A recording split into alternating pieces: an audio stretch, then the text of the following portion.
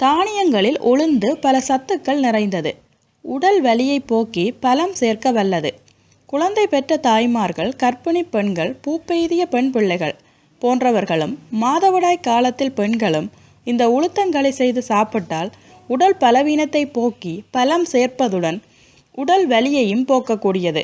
நீங்களே எளிதாக இந்த உளுத்தங்களியை செய்து கொள்ள முடியும். நாம் சொல்லும் செய்முறையை பின்பற்றி எளிதாக செய்யலாம்.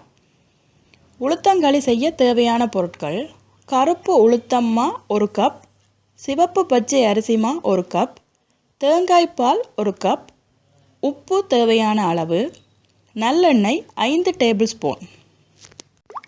முதலில் அடிகனமான வாணலியில் உளுத்தம்மா, அரிசிமா, உப்பு, தேங்காய்பால் சேர்த்து அதனுடன் தேவையான அளவு தண்ணீரையும் சேர்த்து இட்லி மாவு பதத்திற்கு கரைத்தெடுத்து கொள்ளவும்.